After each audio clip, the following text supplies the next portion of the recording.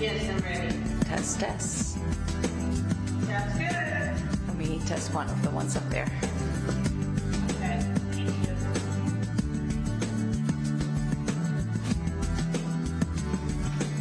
Councilmember Fleming, test. Councilmember Fleming is good. Okay, do you want me to test everyone? No. They're all I think we're connected. good. Okay. All right. Thank you. Unless you're concerned about Frank's mic. He's still, your mic No. is mic today, right? No, Frank is having, he's got one of the wired ones. I moved Okay, perfect. Perfect. here, so. Awesome. Thank you.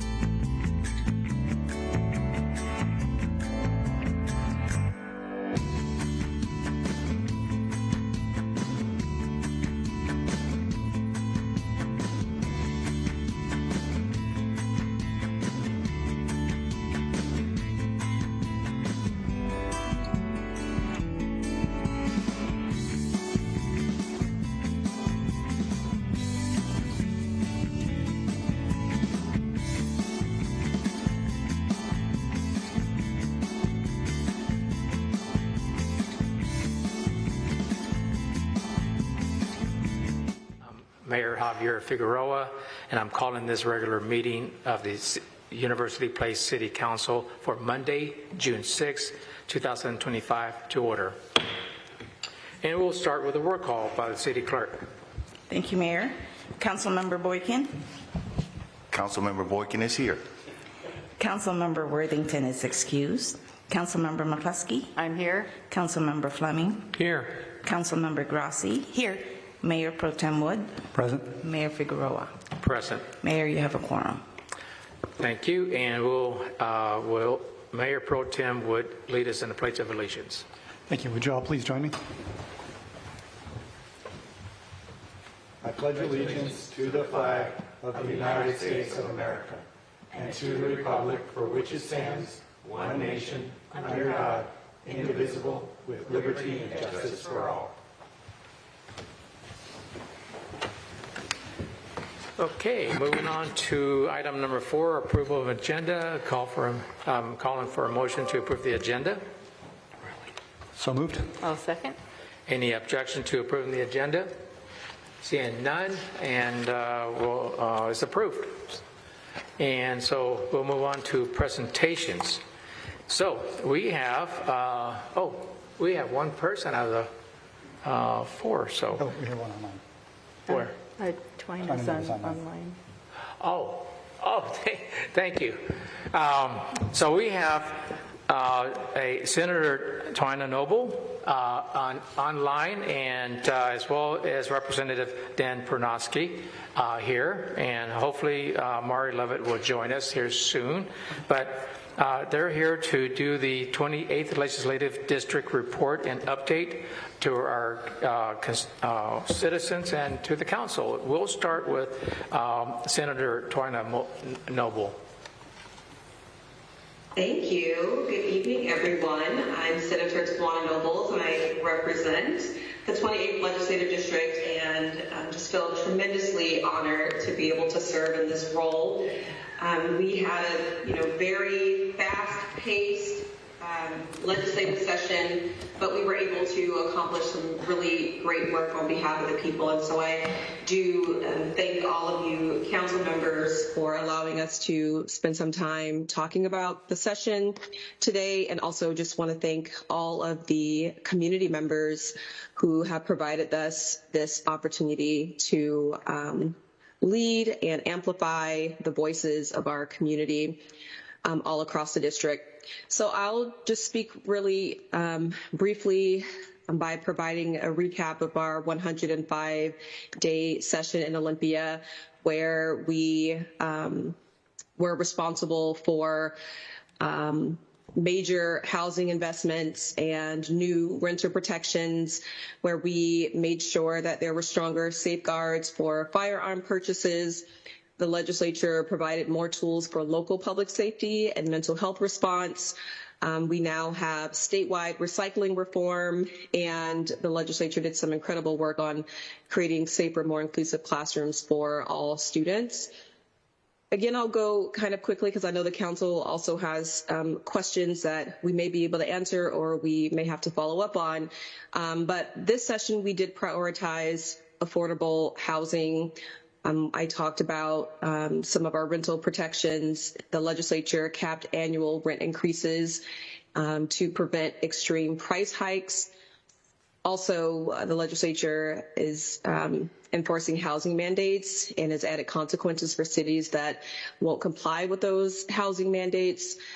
The legislature is requiring more housing near major transit stops and providing affordability standards and also tax incentives for that housing.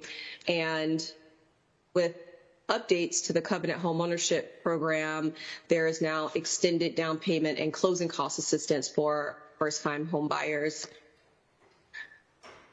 I get to focus a lot on education because I serve as the chair of our Higher Education and Workforce Development Committee, as well as co-chair of our Early Learning and K-12 Committee. And so this session, we really focused on the big three and did see increased special education funding, more support for classroom materials and school operations, There was significant investments to help school districts who are facing financial hardships. We are very fortunate that in University Place, our University Place school district has a really strong fund balance and is not facing significant financial hardships. But of all 295 districts across the state, every district is in a different circumstance, and the legislature still has a responsibility to support the students who participate in those districts. We also focused on ensuring students truly master what they have been taught. We extended pathways for more community members to become teachers. And as I mentioned, we passed several pieces of legislation that will help to keep our classrooms safe and ensure that students feel like they are seen and heard and included on our campuses. I'm sure Rep. Bernowski will talk more about how we supported working families, but this year, we protected consumers by banning medical debt from credit reports. We leveled the playing field for workers during strikes and prevented steep and unpredictable rent hikes, like I mentioned earlier, which definitely benefits working families. There was lots of activity around public safety and making sure that when we think about public safety, we're prioritizing community. And so the legislature has required safety training and permits to purchase firearms. We have given local governments tools to invest in law enforcement and public safety through a variety of grants, and I hope to see a lot of those opportunities across Pierce County.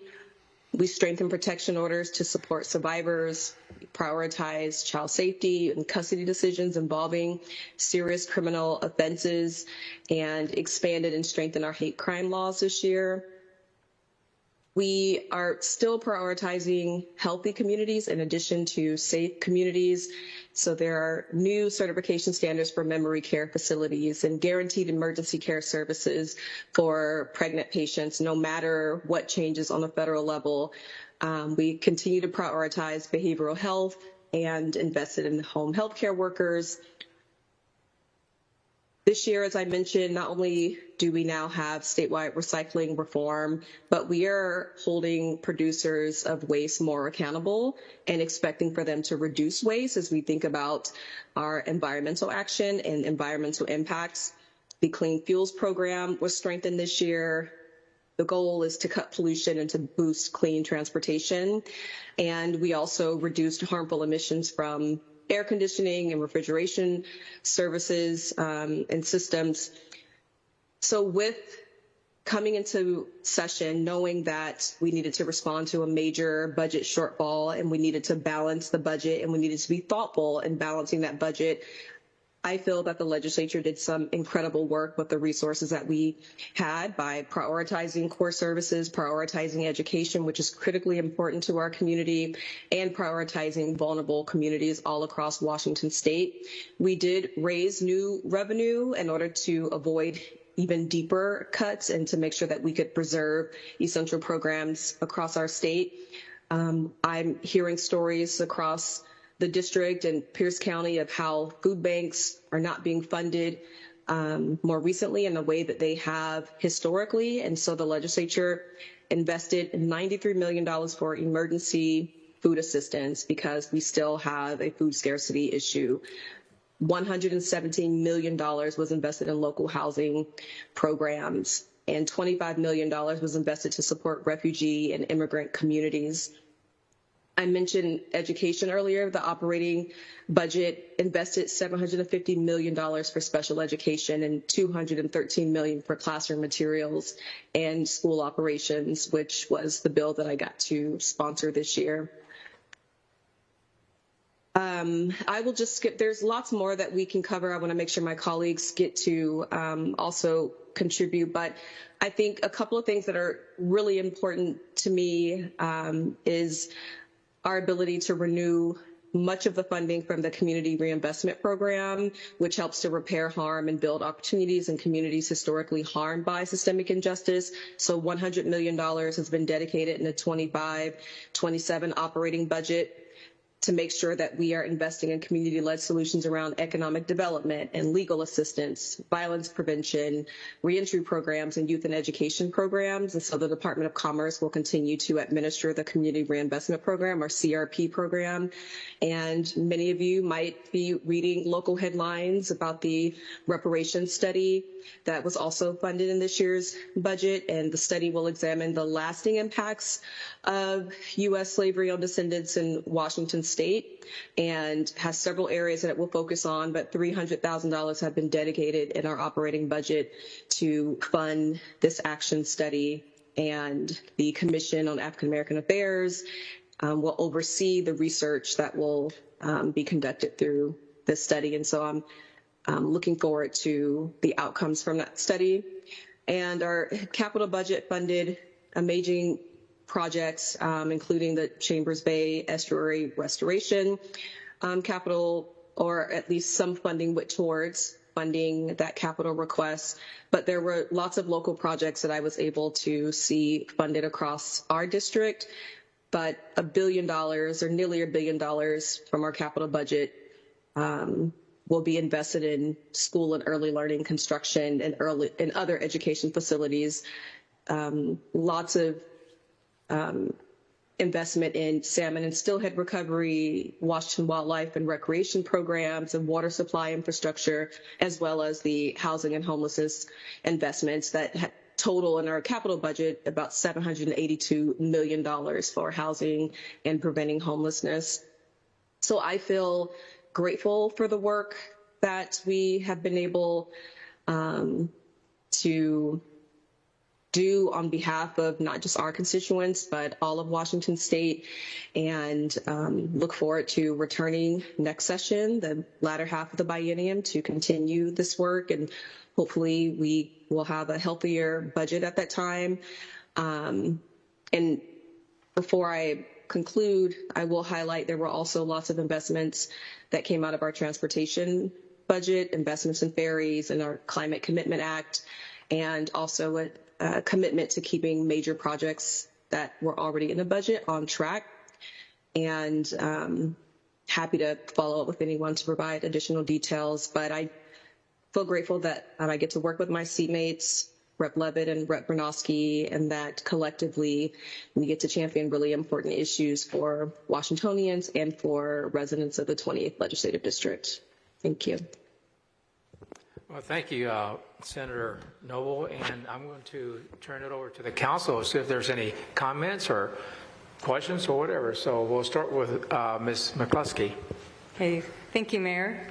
Thank you for all your hard work. I know it probably was a hard session going into it with such a budgetary shortfall, and the increasing the revenue part to that when you're trying to cut programs and trying to sustain some of the core services and the people that are essentially in need. You know, we can't let them hang around the vine, right? So it was a tough, I'm sure it was a tough discussions that everybody had in the sessions there, where to cut and where to implement and where to enhance. You talked about the food shortages and going to the producers to cut the waste in their products and food and et cetera.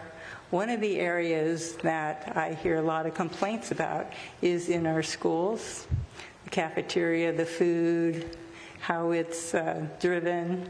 And it could be a systematic approach to making a difference, as just asking the student, do you want it? Not that you have to have it. Because, as you know, once it's on their tray, then it has to be thrown away. And there's a lot of edible food in there that could be reused or given to the food banks. And, it's just barrels and barrels of food coming out of each and every school. And as we know, food is precious, it's sacred. It takes a lot to produce it and get it to market and get it to the table and then it seems almost sacrilegious to having to throw that away.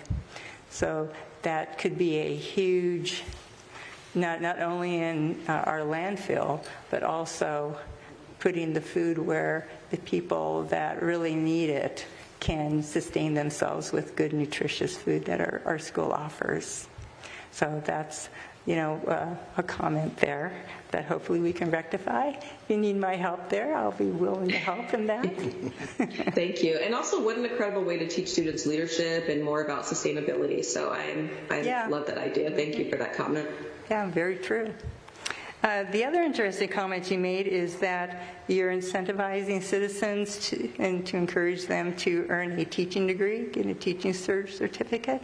So I was curious as to how that program is evolving, or if it's just an idea right now that needs to be vetted out. Well, there are actually several of those types of programs that exist. This year was a continuation of making it easier, and whether it's looking at our compacts from state to state or recognizing programs, even WEA has programs where they're helping to incentivize and look at housing for teachers, ease of receiving certification, utilizing resources we already have in school, our paraeducators, or individuals who are working in our schools, that we can maybe provide a little additional education that will, meet the need for them to reach their credentials.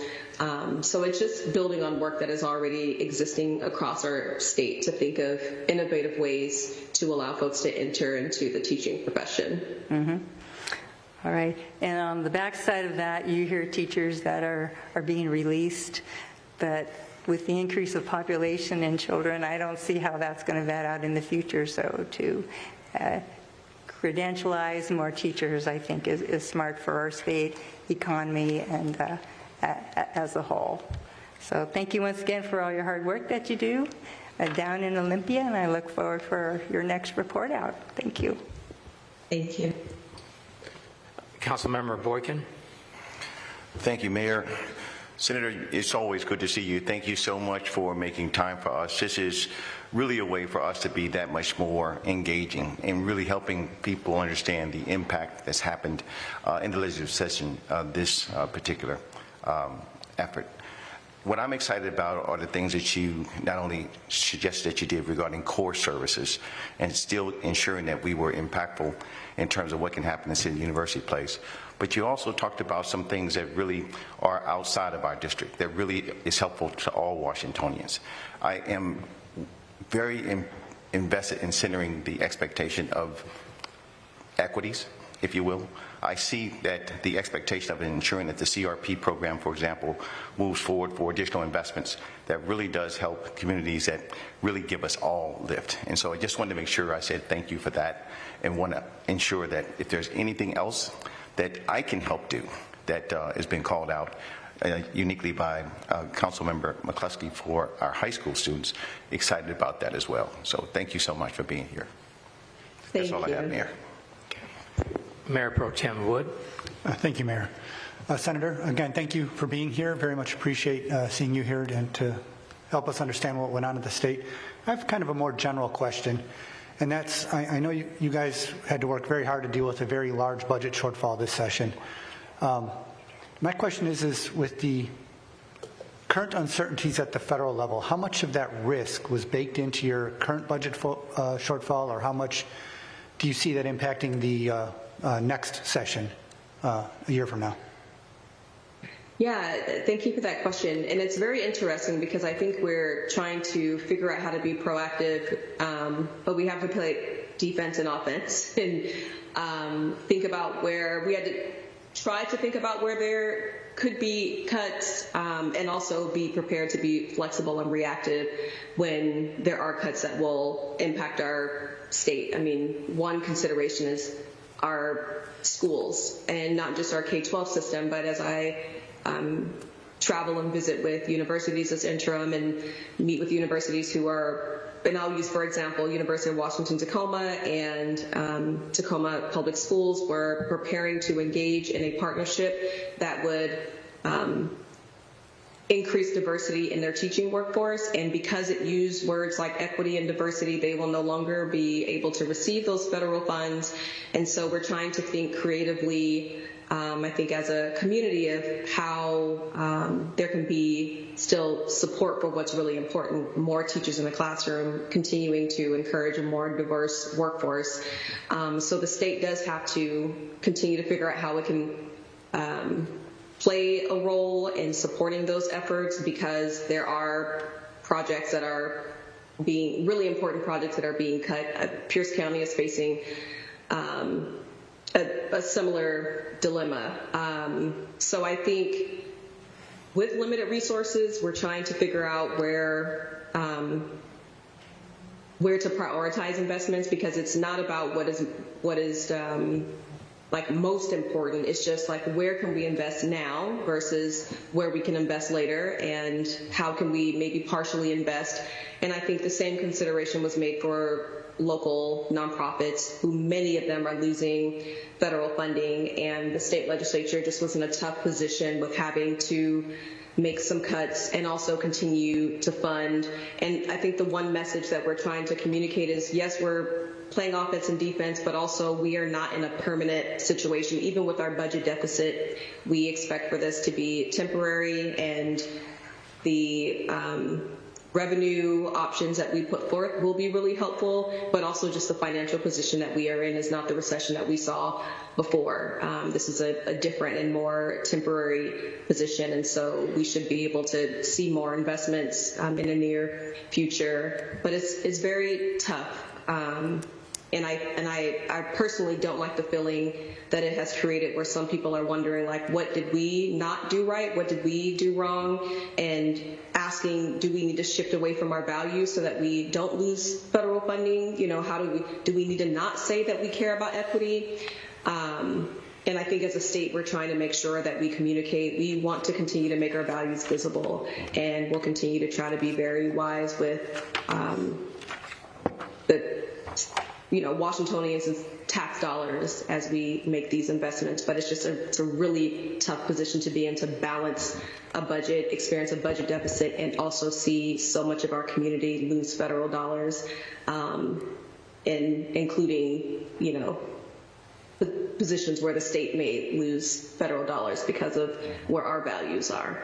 But we'll stay flexible. We'll try to be smart, and to be honest, I'm not on the budget team, so I don't make those decisions, and so maybe my colleagues who serve on those committees can speak more to that. But I know that my colleagues who are doing that work are just trying to be wise and proactive and thoughtful, and think about Washingtonians when they're having to make those decisions about investments and filling gaps. All right, thank you very much. Councilmember Grassi. Thank you, Mayor. Thank you, Senator Nobles, for being with us this evening, and thank you for your work and your dedication. I really appreciate you taking the time and all of the things that you mentioned. But also, in addition to your expertise and wisdom on the Higher Education Committee, I know you're also a parent, and as a parent here in our school district, and for the parents watching, you mentioned legislation that passed for children to feel safer in classrooms, seen, heard. Could you give just a little bit more specifics? I know you worked hard on that too, of what parents can expect to see in students as well coming forth in the classroom this year, that in respects to those changes.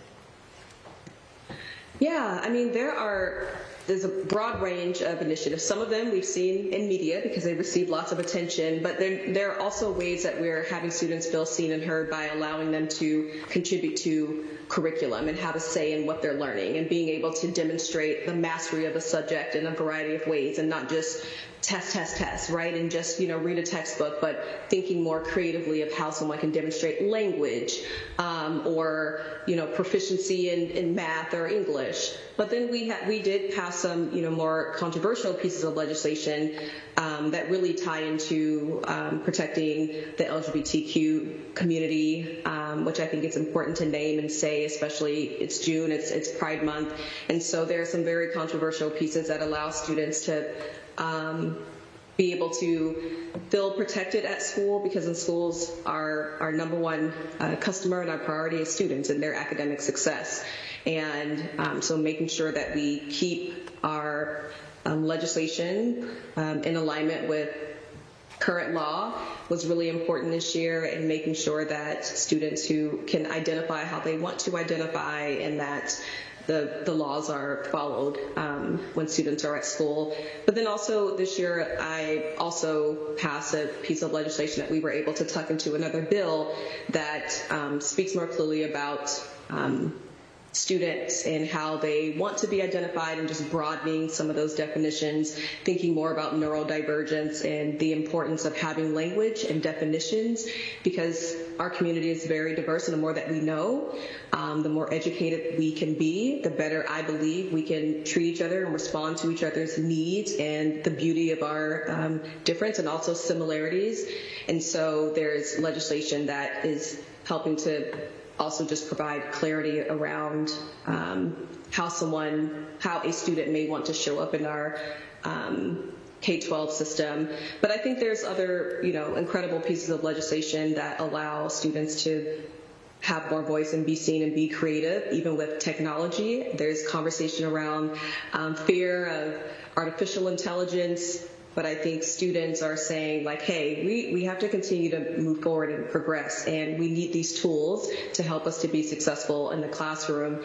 And so I think also listening to students say, like, we need our community and our state to embrace technology and technological advancements and make investments in those arenas, so that even in our K-12 system, but also in a higher ed system, we are utilizing those tools so our students can compete globally. So I think again, there's a variety of range, whether it's student input in classrooms or using technology or just thinking of how someone wants to identify when they show up at school. There are just multiple ways that we're thinking of allowing our students in their academic settings to feel seen and feel heard, and allow their brilliance to guide and direct and form our educational curriculum and pathways. Okay. Thank you so much. Thank you for your time. And I also want to say thank you for being so responsive to our constituents. I know several people that always, reach out to you, and you're always known for always being responsive. So thank you for that. Thank you for the time to be here this evening. We appreciate it. Thank you. Okay, well, thank you, Senator Noble, for being here and giving us some time, and you're welcome to stay online if you wish as we go through the rest of the reports. Okay, we'll move on to Representative Mari Levitt. Welcome. Well, you were put on next, so that's why you're not ready yet? Okay, so we'll move on. Okay. I'll let you run the mayorship here. So, Representative Dan Bernofsky, thank you for coming and being here, and we're excited to hear from you and be able to ask you some questions. So, you have the floor. Certainly. Well, thank you, and good evening, Mr. Mayor and members of council. For the record, State Representative Dan Bernofsky, representing the 28th District. This was my 5th year in the legislature. Time flies, and I can only speak for myself, but every legislative session is certainly a challenge, and this one was no exception. I would say that this legislative session was probably the most challenging one in my legislative career, for a couple of different reasons. Back up personally, I still serve on the Labor and Workplace Standards Committee, the House Transportation Committee, and I was newly appointed chair of the Healthcare and Wellness Committee in the House of Representatives, where we continue to work collaboratively with stakeholders to make sure that healthcare is affordable and accessible for the people of the state of Washington, and that alone has been a huge challenge, learning how to be a new committee chair, but a chair of a policy committee that's complex and is relatively high volume. So that was a really good part of, or excuse me, that was a pretty extensive focus of my legislative year, was working in that policy space. That being said, to piggyback off what Senator Noble said, we had a lot of policy priorities and a lot of policy bills that we were able to move through the process and onto the governor's desk. That is what the people of the state of Washington demand of us, whether it's a 105-day session, which we just had, or a 60-day session.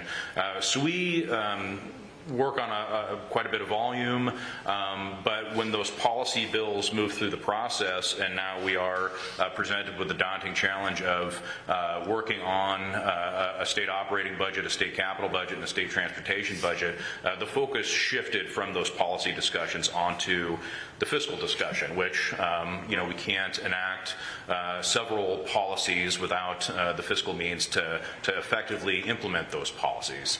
As Senator Senator Noble said, we were facing some challenging decisions when it comes to making sure we addressed the needs of the people of the state of Washington, but to do so in such a way that was thoughtful and to do so in such a way to where we didn't leave our fellow community members out in the cold, but also face up to the stark reality that things have changed. The economy has changed over the past couple of years. It costs, and you all know this as council members and policymakers yourselves, it costs more to deliver the services that people demand because of inflation, labor costs, materials costs, et cetera. You name it, you know it.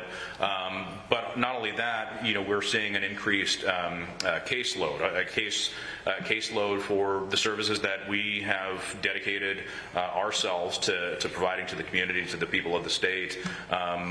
Those needs have increased. So working collaboratively with budget makers to try to come up with a final product that I think at the end of the day will serve the people of the state of Washington until we can reconvene next legislative session. Yes, the operating, the capital, and the transportation budgets. But I think, Mr. Mayor Pro Tem Wood, you pointed out a very relevant point, is that there is a lot of uncertainty that we face going into next year. A lot of it has to do with Congress, a lot of it has to do with the federal administration, but the other thing is it's going to take time for some of the economic policies at the federal level that were enacted to catch up to us and how we provide those services and collect those revenues. So all of those decisions were not taken lightly. I am committed with my team, Representative Levitt and Senator Nobles, to continue to do our due diligence to provide for the people of the state of Washington, the people of our community, the 28th District, City, University Place, because they deserve nothing less. But to say that it won't be a challenge going forward, it will. It flat out will be, because of the uncertainty and because I predict we're going to have more challenging times ahead. So the budgets presented before you, I think, will provide a lot of good to the community, but a lot of it also is keeping the lights on, making sure state employees are kept on the books to provide those essential services that we had talked about, that we had mentioned a little bit earlier, to make sure, that we're keeping the lights on. I'll shift a little bit. Speaking of keeping the lights on, specifically in the transportation space, we've done, again, our due diligence to make sure that the transportation needs of the people of the state of Washington continue to be met. But we were left with no alternative than to seek additional revenues to make sure that those transportation needs continue to be met. Just like with the operating budget and the cost of doing business, costs continue to rise. There is increase in demand as the population of the state of Washington continues to grow. And we also want to make sure that we meet those preservation and maintenance demands of the people of the state of Washington. I know that here in the city we have our own unique transportation needs. Some of them, much more challenging to implement than others, given the unique nature of some of the infrastructure. I'm thinking of things like the Day Island Bridge.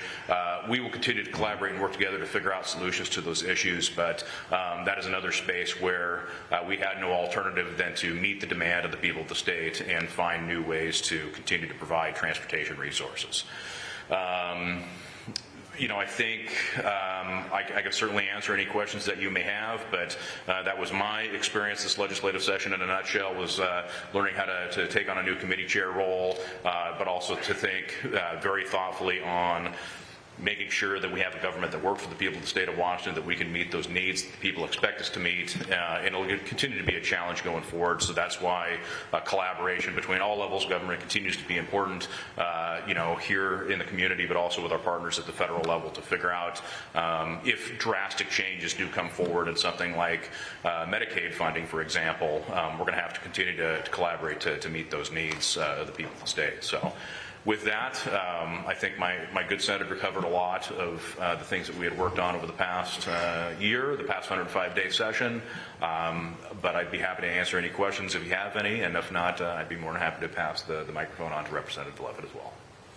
Okay, so before we move on to council comments and Q&A, I just want to say congratulations on receiving that chairmanship. That's a big deal, and glad that you're representing us for our district. So thank you for all that, and we'll move on to, I saw a hand over here, Councilmember Fleming. Hey, thanks, Mr. Mayor. And Representative Bronowski, thank you for being here tonight and for your update and your report. And I, too, just congratulate you on your new job as chairman, sort of. I mean, that's a huge job, as you know, and it comes with a lot of responsibilities. So, I mean, certainly excited for you, but having been near that chair, I know that's a tough one. Question, though, is, you know, since you are chairing healthcare, and that is a big deal, not only here in this community, but as you know, for the whole state. You touched briefly on the Medicaid and the reimbursement cuts that are there, and how do we offset those so people continue to have access. But I'm really curious as to what you would see from your bird's nest there. What are your top maybe 2 or 3 priorities that you see going into next year's session? Okay. Well, thank you for the kind words. I greatly appreciate it. And I will say that it's not just me up there at the dais as the chair. We have an entire team. It is a bipartisan team, a nonpartisan team. We have nonpartisan staff, but we get along as a committee very well across party lines. So I work very well with my ranking member and the rest of the Republicans on that committee. So that way when, you're right, you know, I think I have a pretty good feel of what the healthcare needs are in this community, but when it comes to the rural healthcare needs, those are very unique to those communities. And speaking of Medicaid dollars, they're much more reliant on those Medicaid dollars than perhaps many people who seek healthcare in this community. Not to say that there aren't a lot, because there certainly are, but it's disproportionately higher in those rural communities. So the question that you asked, I think if I may paraphrase it a little bit, one, if something changes with Medicaid funding from the federal government and how we operate and collaborate with our federal government in such a way that something like a hospital safety net assessment, for example, where yes, we charge hospitals a fee to provide the services that they provide to draw down federal dollars, and we get a better return on our investment from those federal dollars. I'm concerned that things and programs like that might not continue to exist in the near future. So that's one piece of the pie.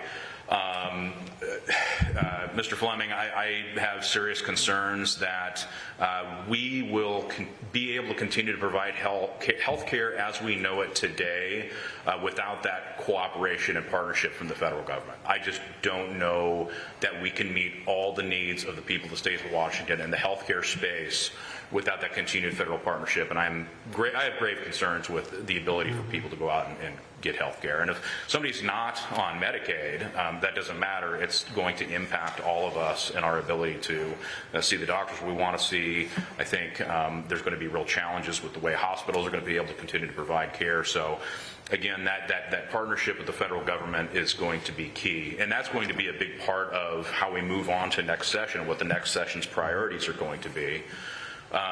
Without continued support from our federal partners, it's going to be that much more challenging to provide the services that I had talked about earlier that the people of the state of Washington demand. And also, if something happens with the economy and the way our revenue structure is set up in such a way to where the economy slows down, that's going to have another additional negative impact on our ability to provide services, not just in healthcare, but everywhere else across the state of Washington. So 2 or 3 priorities. It's all about funding. It's all about budgeting. It's all about meeting the needs of the people of the state, and can we do that alone without our federal partners? That's going to be a huge challenge, and I have serious concerns about our ability to meet those needs. Okay. Thank you so much. Appreciate you being here. Certainly. Thank you. Ms. McCluskey? Oh, no. Oh, you didn't. I saw your hand. Anyone else? Mr. Boykin. Thank you, Mr. Mayor. Representative Bronowski, thank you so much. I want to say that I'm excited for your chairmanship, but I've just heard you intimate where the challenges are, and they are significant. And I think uncertainty probably doesn't really describe the sentiment as you look into the next opportunity for legislative session. But I do want to say to you that the leadership is so important. You're certainly not in this by yourself, and thank you for pointing out the team that also is behind you and undergirding the impact. But healthcare and where we are in terms of how that whole issue is even considered at this point. It's a frightening notion. So I would just encourage you to continue to be who you've been and model the way in which we move forward with confidence, as you always have. And we will look absolutely to help in any way we can. But it is some uncertainty, to say the least. But thank you so much for how you've shown up and how you've presented and serviced our particular legislative district. You bet. Mayor Pro Tem Wood. Thank you, Mayor. So just a quick question. I see you're also on Transportation Committee. And this is less a question and more just a comment. As you go forward, I know, again, tough budget year, and I know there was some cuts, I believe, to the overall transportation budget. Just as you go forward, just please remember how reliant our communities are on the state transportation funds just to maintain our local networks, and how important that is. So when you go into the next session and there's, hopefully you'll have a surplus to work with and not a deficit, we can always dream. But I would just like to reiterate the importance of that to our community. And by the way, thank you for the work you guys have done with transportation and funding projects in our community. It's been very helpful. Thank you. Certainly. Appreciate it. Thank you. Okay. Again, thank you for your time. Really do. We all appreciate it. Thank you. And we'll move on to Representative Mari Levitt, and thank you for coming out and this lovely evening. And I know there's so many things to do, but we do appreciate your time being here. So you have the floor. Thank you, Mr. Mayor, and Deputy Pro Tem and members of the council. It's an honor to be before you. I'm Mari Levitt, representing our district. I'm in the 28th and just coming off my 7th session. I serve on the House Appropriations Committee, on the House Capital Budget Committee, on rules, a member of Post-Secondary Education and Workforce, co-chair the Joint Committee on Military and Veterans Committee, and then also serve on the National Task Force, which is called the National Conference of State Legislatures, National Task Force on Military and Veterans Affairs, and then a host of ancillary committees from human trafficking to early learning to other juvenile justice partnership councils. So pretty busy session. I will attempt not to duplicate what you've already heard and add to. It's grateful to have 3 folks representing our district and focus on different areas because I think the residents of the University Place benefit by us branching out and touching on many different issues. With that, you all know about our budget challenges. 3 budgets, 3 challenges, and in different ways. Our House budget, operating budget, going into the session, depending on what you were looking at, anywhere from $9 to $12 billion. Coming out of the session, anywhere from $12 to $16 billion of challenges. And so the appropriations team and the budget team, and many of us got quickly to work to figure out how we can cut. Which is a very hard exercise to start the first year of the biennial session. We just finished our 105-day session, and from public awareness, the second year is our supplemental budget at 60 days. So to come into our 105-day session, the only job we have as a legislature is to get a budget done by sine die.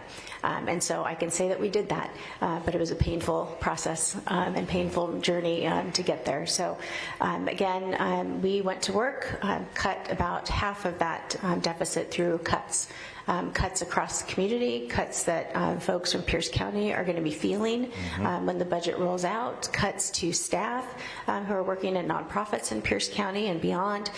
So it's local and it hits, and it's going to mean less services and less offerings and availability to our residents, and that stinks. And we were also able to find efficiencies. I think there are things that probably we didn't need to continue to do and had been doing for a very long time, and finding those important efficiencies is also paramount to our duty of what good stewards of taxpayer funds and our residents expect. So we're able to make those important choices as well. So we balanced our budget. The good news of Washington State is we have to balance a budget in a 4-year time frame, and our focus and priorities were food, shelter, and health, and making sure, and you heard from Senator Nobles, to ensure that our most vulnerable are not harmed by a very difficult budget, which means that we did not take away from TANF recipients. We ensured that those who are getting WIC food checks and others, we were able to maintain those. We're able to ensure that rates for health care and assisted living and supported living and home care continue to rise, because we need access to health care and we need access for places to live.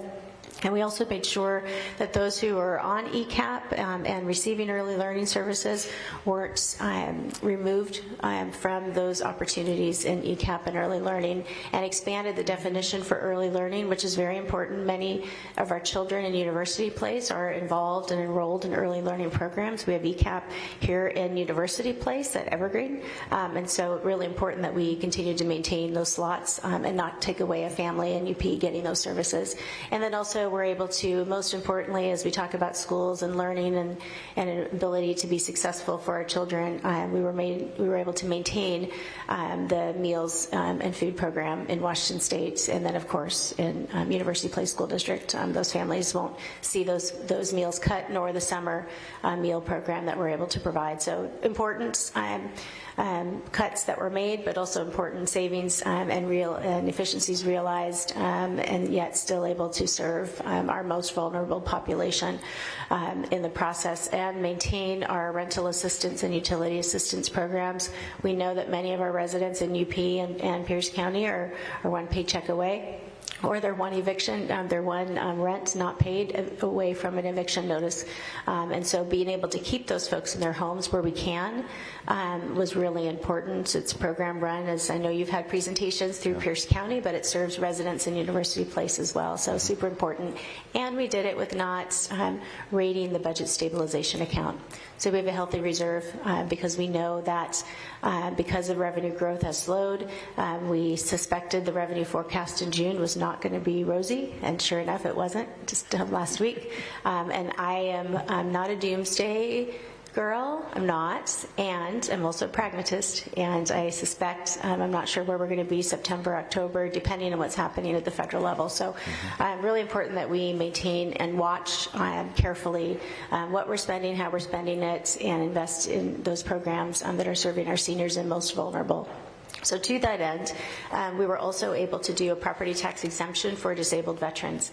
In a time where we're doing budget cuts, that's a really important priority. I know it's been the priority for you all, and you've talked about that quite a bit. So those who are 80% rating for disabled veterans for property tax exemptions will go down to 40% over a period of time, and that will expand the eligibility for our disabled veteran population in particular.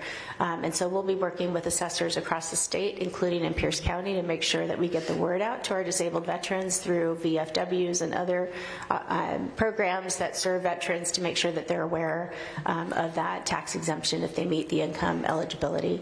I want to move on.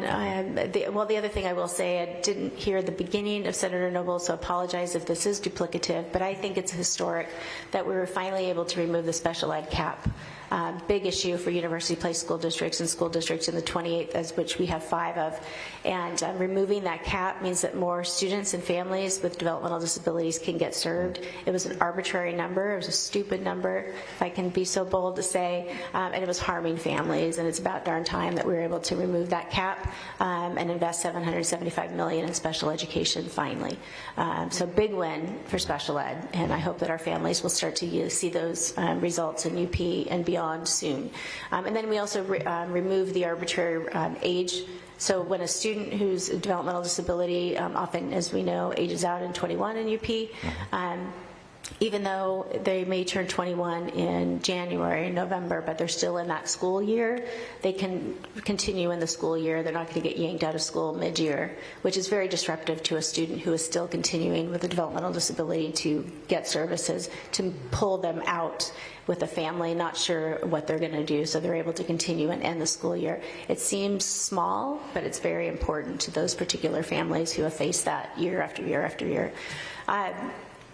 I want to move on to the capital budget, so I'll give you a little bit of a bright spot, and then you already heard about transportation, so there's no point going there. But I will say on the capital budget, our bond capacity stayed about the same, so $4.5 billion, which was great. And so our local community projects and availability of dollars, though, however, was reduced. So bond capacity the same, because it's not subject to the volatility of the economy as our operating budget is, but local community projects not as available. You may ask why. Well, one big ticket item finally that we were able to fund to get to completion is Western State Hospital. Super important in our district, important to UP. Many of you drive by it a lot. And so that was over about $330 million.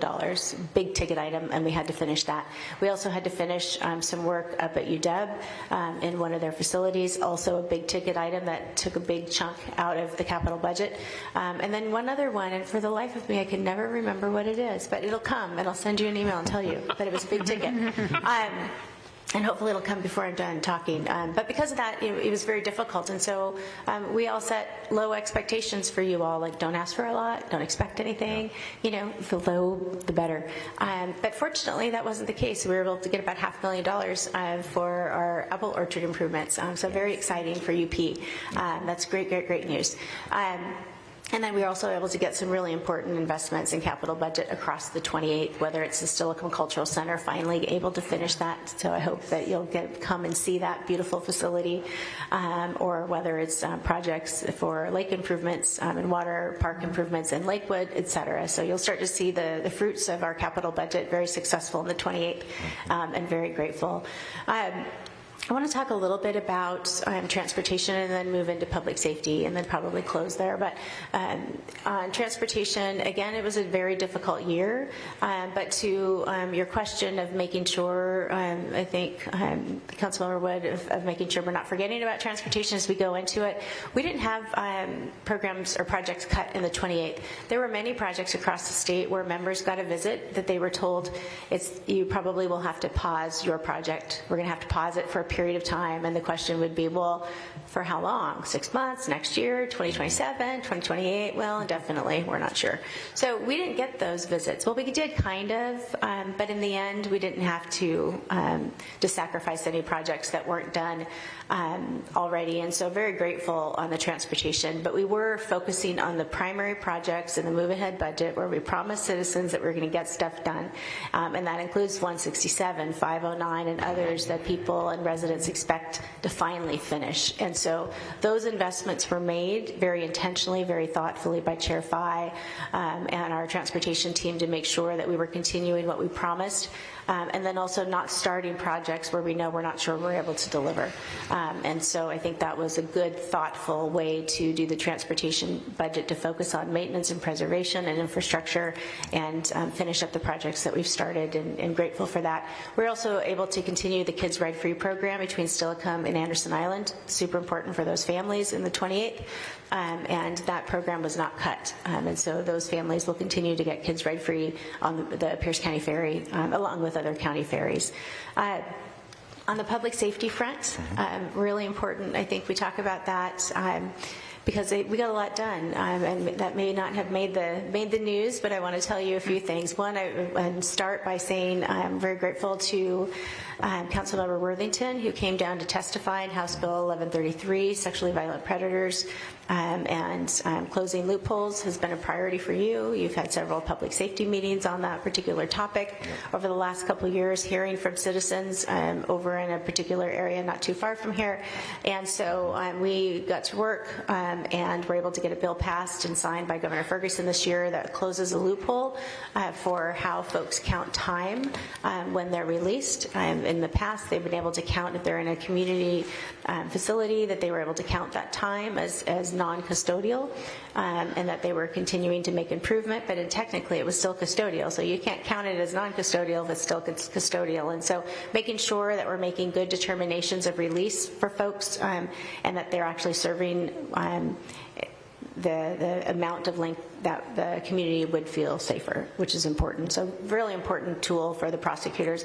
Also, we ensured that through public disclosure records and also information that our prosecutors are getting the information and the Attorney General's office getting the information to make proper determinations before the court, so that the court has all of the information to determine safety and determine custodial time spent and how long one would be there at McNeil Island. And again, an important tool. So I'm really grateful to the city for coming and allowing Mayor Worthington to come down and testify, and many of the others who signed in support, and really grateful that we got that done. We also passed House Bill 2015.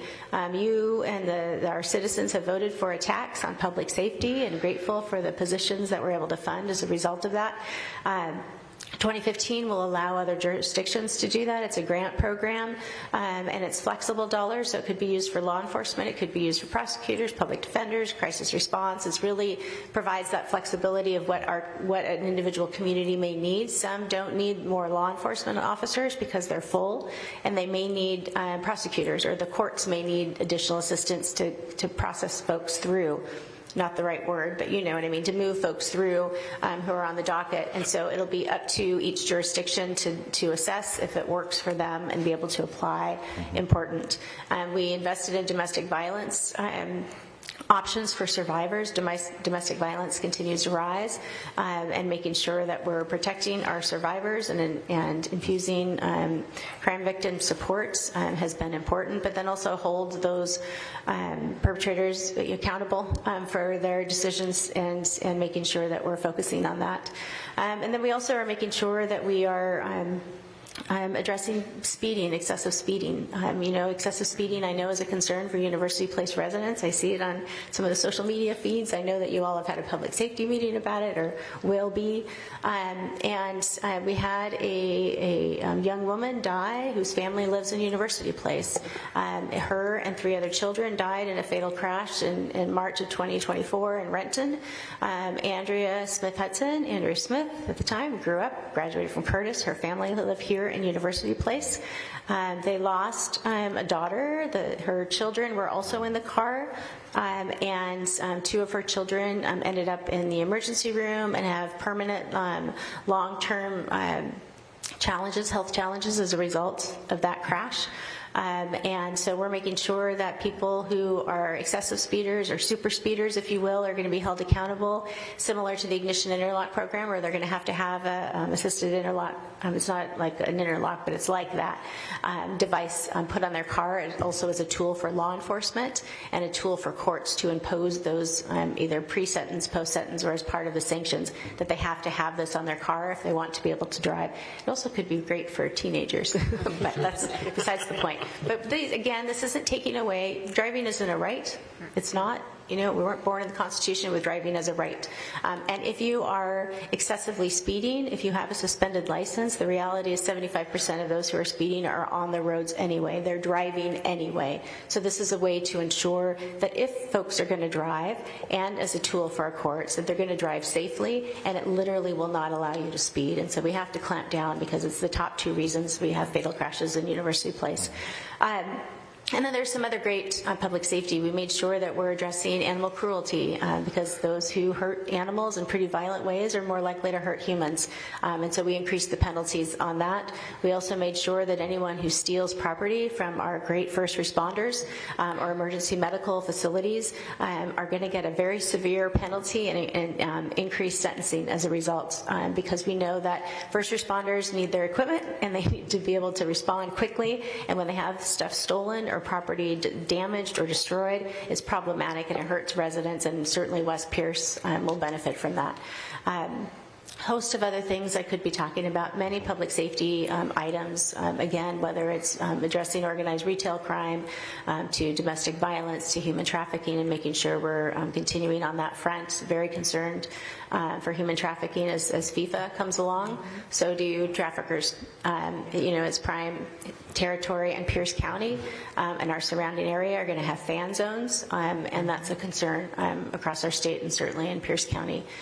So we'll continue to make strides towards addressing that and many other fronts on public safety across, and including keeping our Washington State Patrol, who want to work longer, if they're capable and they're willing, giving longevity bonuses to our Washington State Patrol to retain them, because they certainly benefit UP and are good partners to our local jurisdiction, our local police forces. So with that, I do want to congratulate Chief Burke for his $11,000 grant that he just got on wellness from the state. I don't know if I'm taking away thunder, but pretty cool that he applied and got a recent grant from the state. It's a wellness grant that legislatively we funded, and UP is now getting the fruits of that labor that I worked on a couple years ago. And Stillicum Chief has written letters and gotten grants from that. He just got a second one in Stillicum as well. So congratulations to Chief Burt for being scrappy and getting some state dollars versus council dollars. So with that, happy to answer any questions and happy to respond to any other thing. But a lot got done. 1,300 bills, 433 got across the finish line. You know, about 70% were unanimous. I think that's important to know. We get along in this Washington. We had deaths in our legislature this year. Yeah. We lost 2 members in the House and the Senate unexpectedly. And so it was a really tough year for all kinds of reasons, but we did get a lot of good work done on a lot of different hosts, including housing and homelessness, which we didn't talk about today, but rest assured we really focused on that, and child care and workforce issues in particular. Really got some great child care and workforce issues across the finish line this year that will impact University Place specifically, and residents in UP will benefit from those bills. Before I go to the council members, I have to say, I'm exhausted. Just listening to all the work, and we realize that there's even more that hasn't been said. And thank you, both of you. I mean, seriously, it's just the amount of work. This is like a full-time job, especially the more committees, chairman things that you chair. It's just like this is, you know, people they don't work full time, but you do. And so sincerely, I think it's felt in our community. A lot of you know, as you go around talking to folks, it's almost like I get medication. So I get the instructions. So I open up this little thing, and I open it up, and it's just like that, and it says in small print. It's exhausting to get through all that, right? So thank you for being able to go through all those bills and actually pay attention and know what's going on.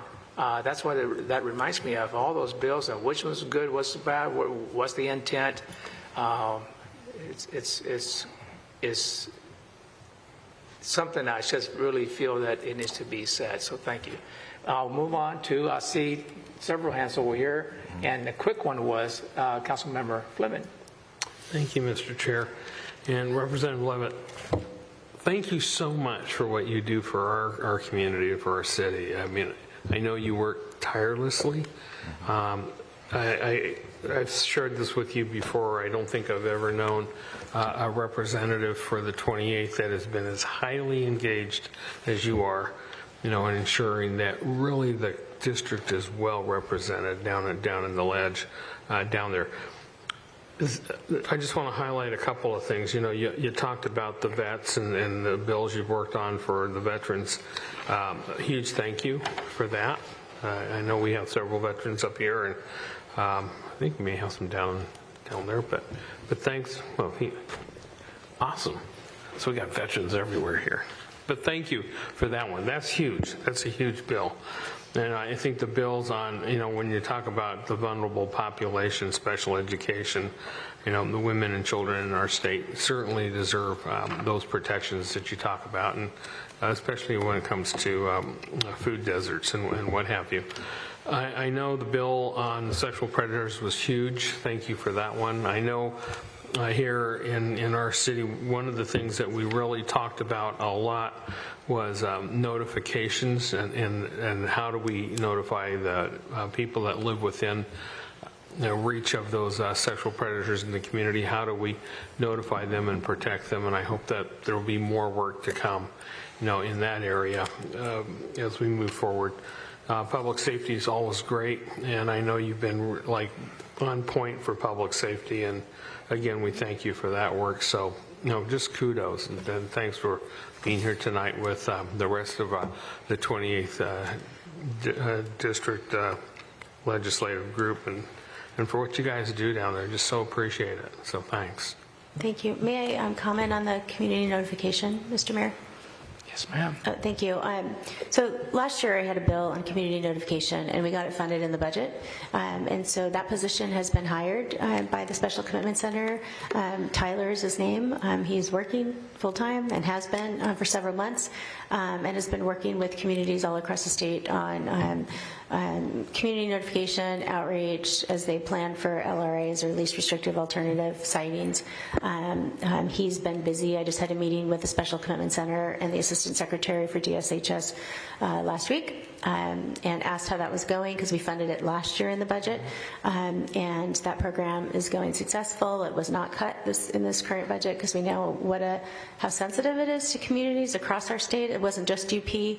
Certainly Tenino, Lakewood has had issues, Enumclaw, Poulsbo, there have been in other communities, certainly where it's been raised. But that position is working great, and he's doing a great job and really engaging. And I asked Keith DeVos, who's the CEO of the Special Commitment Center, for an updated report by the end of December. What communities did he work with? How many folks was he working to present outreach for? Who were the partners that were involved in the outreach? And so we'll be getting kind of an update over this last year of his good efforts, but then also to make sure that he's doing the outreach that we had hoped for. So we'll get a report back, but it is funded, and the bill did get done. It was House Bill 2080 from last year. Yeah. So this is the second bill and the continuation, and we have a third one coming next year on data and tracking.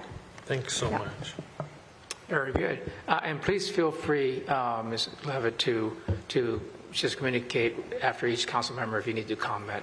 Okay. Councilmember Grassi. Thank you, Mr. Mayor.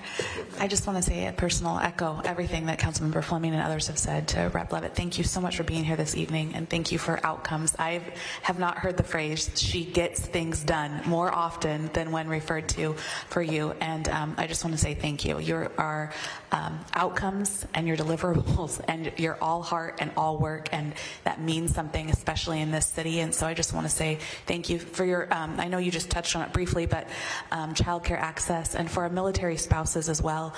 Getting all of access to child care and roles for military spouses is huge. I hear that every day, and so I want to thank you specifically for that work as well. But it takes a lot to do what you do, and rarely, I'm sure, do you get the things you deserve. So thank you again.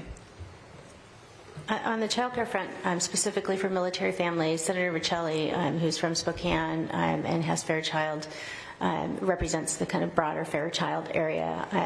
We have heard a lot from our bases and our military spouses and families on child care. It's one of the top 3 issues: housing, occupational licensing, and child care. Top 3 big issues. Food security tied into that.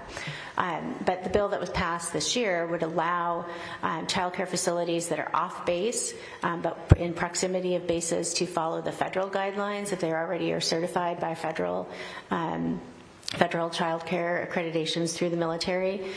Currently, not only do they have to be accredited through there, but then also the state has put administrative burdens that don't have anything to do with public safety, paramount, important, but all the other stuff is not helpful to get child care slots. And so we removed those regulations on the state and are allowing those home child care programs to provide to our military families and other families if they have slots. I mean, it's not just relegated, but they'll still be under, if there are complaints or public safety concerns, they'll still be under Department of Child and Youth and Family Services to do investigations. So that the public safety part is still there for concerns, but the expanded availability and to not have to go through those additional hoops when they're already accredited and can serve on bases will be a big help for us here at JBLM as well, and it's across the state. Yeah, it's a great bill. Okay. Next is Councilmember McCluskey. All right, thank you, Mayor. Kudos to both of you for all the work that you have done. It's just amazing and incredible. And I'm sure that's just the tip of the iceberg. So I appreciate all the effort that you have done. And I follow you on Facebook, and it's amazing. You're everywhere. And your life is exhausting, but full and fruitful, and I could see you have a heart for the public service, that you do. You come into meetings that are probably very challenging, but you're there. You come and listen, and not only do you listen, you try to help and resolve and solve. So I appreciate that. And so I'm not going to echo what my fellow colleagues have said, because I fully concur and agree with their statements. My concern is the recent news reports out with the housing, the tiny housing that are going vacant, especially in the city of Tacoma. I mean, there's millions of our tax dollars placed into these, and now it's going vacant. It seems such a waste, where that if we're not going to be using the tiny homes, which has added value to our community and are essential, why did we build them in the first place? Just having them sit vacant. Can't we think of something creative so that they don't sit? You know, this is probably with the health committee, you know, to think about how we can help the people that are homeless, because if they're not housed, you can't get them in services. And it costs our society a lot more money and a lot more sorrow. So, you know, working with Shiloh, Mercy Housing, those nonprofits that have huge success rates, Associated Ministries, to see if there's some creative way so that you can get the people that are have lost their homes, on the verge of losing their homes, especially the ones that are homeless and out on the street that want a hand up so that they can make a better life for themselves. There has to be a way. They cannot sit vacant. The hotels have been retrofitted for housing the homeless, you know, are right now are going to be vacant as well. There's a lot of places, a lot of beds that can be utilized for our veterans. There's a lot of homeless veterans out there that can't fit into the funding sources that are out there in the spider web of homeless resources. You know, there has to be something. We as a society cannot allow something vacant and then allow a human to not be housed. Thank you. Yeah, I'm not familiar, and I wrote myself a note. Thank you, Councilmember McCluskey. I too continue to grow concerned. I've done the point in time count myself, and know that our homeless rates have risen from 2023 to 2024, and 2024 to 2025 continue to rise.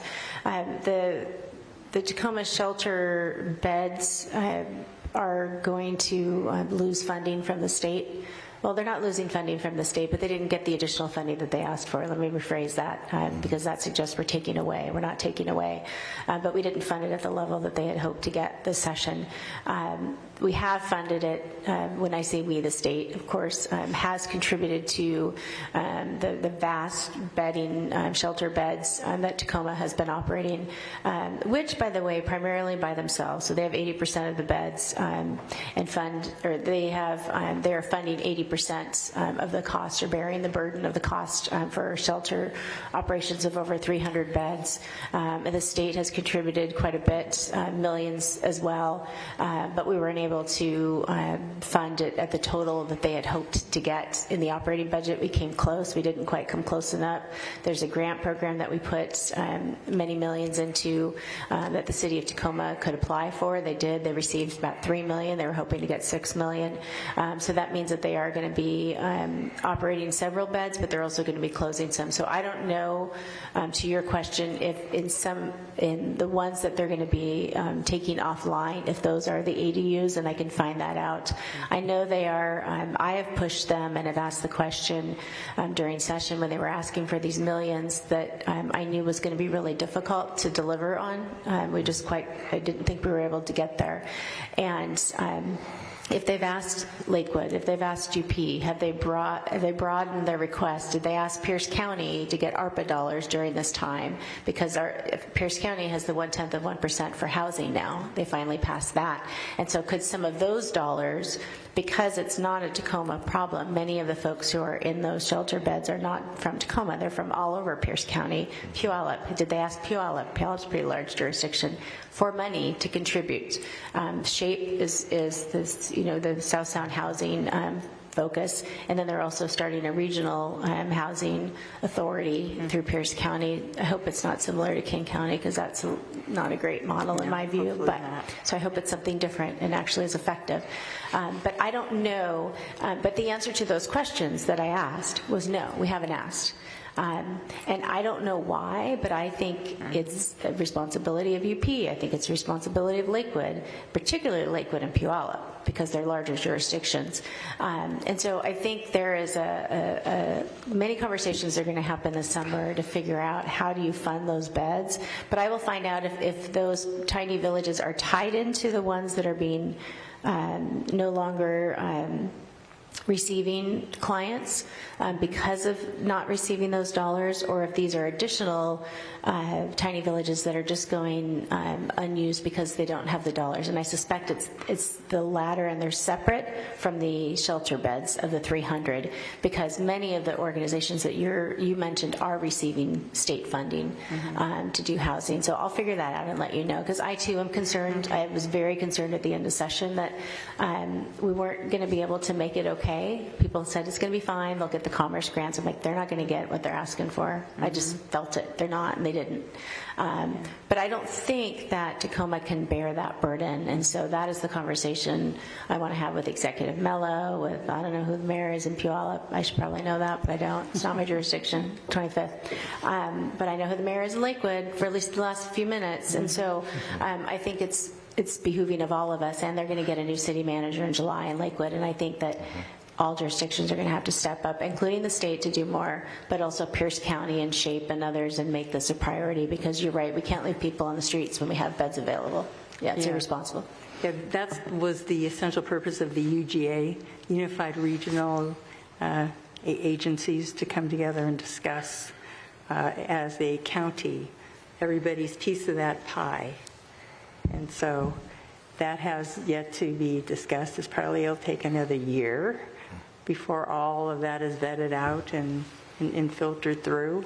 There is, I would think, a nexus with SHAPE that could implement something sooner than later if SHAPE can expand their vision and some of their goals. That could probably create a safety net until this discussion and the question of funding and also the infrastructure is outlined with the master plan.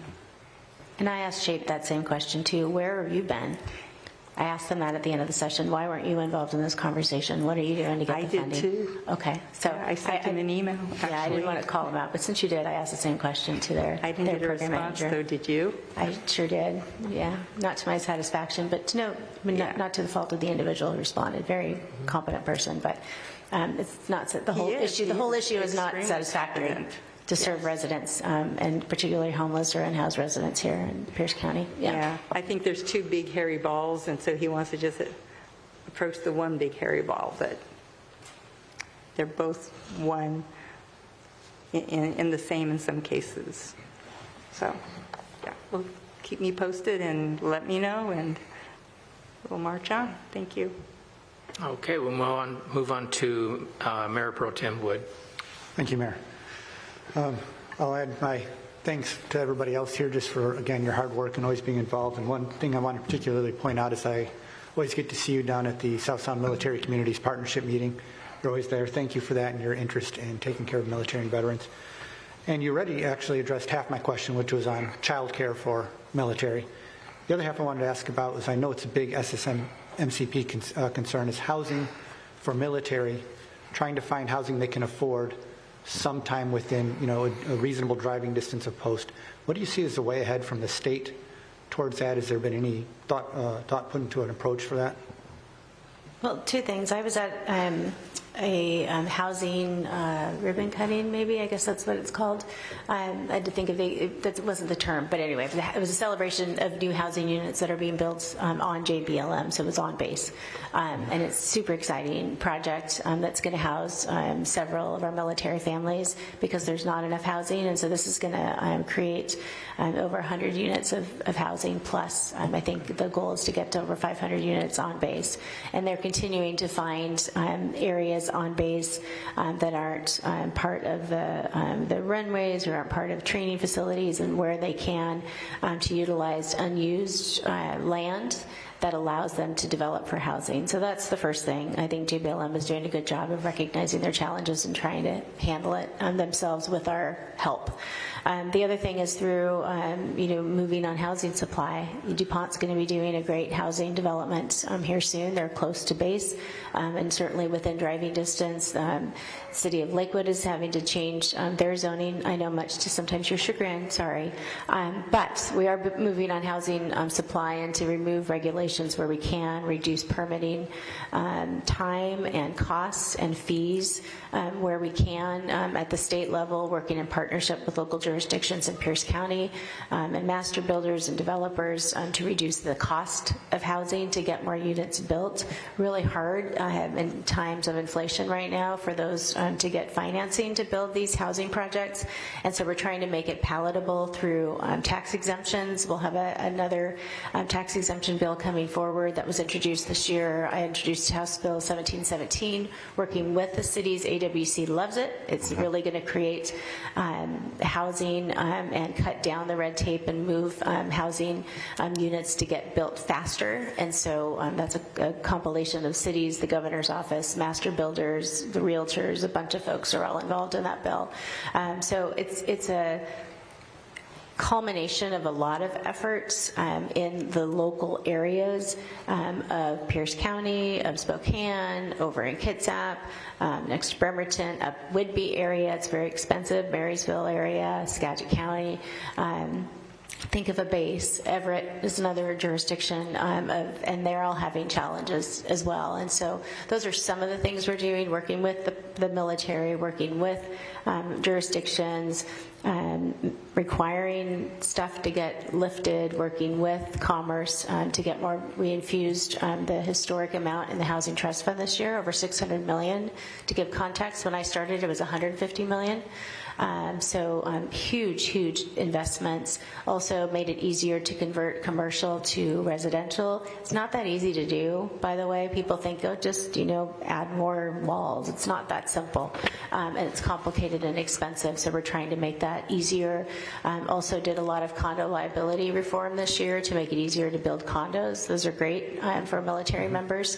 And you can build them a lot faster and cheaper. And they're great for first-time families if they want to get into a condo as a starting place. And then expanded self-help development, think Habitat for Humanity and others, and nonprofit self-help developers to get tax exemptions to also continue to build. And then gave more money for our housing authorities as well to house some. 1 in 5 Washington military families are food insecure. Our military don't make a lot of money. People think they're doing well. They're not, especially enlisted. And so it's hard for them to afford our price point in Washington State on housing. Thank you so much. Okay, I don't have anybody else on the list, so, okay, Mr. Boykin. Thank you, Mayor, and thank you, Representative Levitt. Thank you, Dr. Levitt. I don't forget. It is so many ways in which you continue to demonstrate that what happens up here for you really translates to some really significant impacts for those of us that you serve, and just really excited about being able to say that. The conundrum of these legislative session that we've just gone through, that has been unprecedented in terms of genuine pain and unprecedented in terms of the challenges that we had to help people through. You mentioned pragmatic or pragmatist in terms of how you serve. I think that's been one of the refreshing ways in which we've been able to see not just things get done, but an opportunity for us to see things differently, because we have to keep moving forward. The challenges that we're facing and the ones that you've even articulated most recently with interpreting the military audience. Those aren't new challenges for us, but having to deal with those now under the set of circumstances that we've been dealt more recently, to arrive where we are now and to talk about neighboring franchise cities looking at housing differently for the military population is huge. And so that doesn't happen by casual engagement. And the way in which you've engaged, it continues to pay off. So I can't say thank you enough. Just really appreciative of how it is that you serve, and just thankful in the number of ways in which I've had an opportunity to have an audience with you. You just never have disappointed. And so just thank you again for the things specifically that you've done for the City of University Place, but above and beyond other areas in which you've just had excellent counsel, excellent demonstration, excellent model, and excellent outcomes. I really appreciate it. Okay, so we are done here, and I think as overall,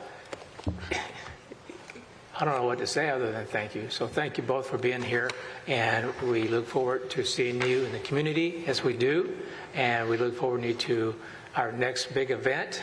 We look forward to seeing you here next year for sure. So thank you. Thank you.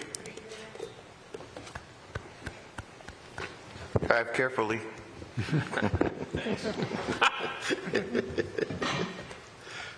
So we'll move on to a proclamation for a federal holiday, June 10th. Proclamation, and I believe, Mr. Boykin, you had somebody come to receive it? Did you do that, or did I just misunderstood somebody? I did not. Okay, that's fine. No pressure. No worries. So, but I think that Councilmember Grassi had been picked to read it out, and so since nobody's here to receive it, Amy, will you bring it to her and she can just read it out? And I am happy to. I'm happy to, Mr. Mayor, for Juneteenth, but I believe that Councilmember Boykin was reading the proclamation. Is that my understanding? Well, that was. Let me just do my mayorship. Okay, so I'm going to have you read it out. Okay, thank you. So it's Juneteenth. Yes, okay. Sir. Okay. Do you want me to down there?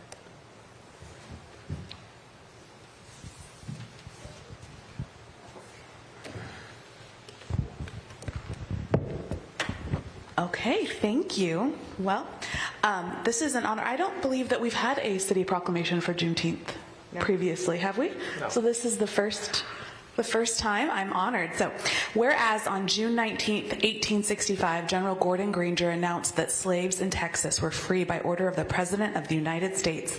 The announcement came 2.5 years after President Lincoln's Emancipation Proclamation, which had become official January 1st, 1863. And whereas celebration of the end of slavery, which became known as Juneteenth, is the oldest public celebration of the end of slavery in the United States. And whereas Juneteenth commemorates African American freedom and celebrates the successes gained through education and greater opportunity, and whereas celebration of Juneteenth reminds each of us of the precious promises of freedom, equality, and opportunity, which are at the core of the American dream, and it serves as a reminder of the further progress we must make towards social equality. Now, therefore, the City Council of the City of University Place encourages all citizens to join in observance of Juneteenth as an opportunity to reflect on and plan for a brighter future as we continue to address racial injustice in our society today. Proclaimed by the City Council of the City of University Place, Washington, on June 16th, 2025. Signed by Mayor Figueroa. Thank you. Okay.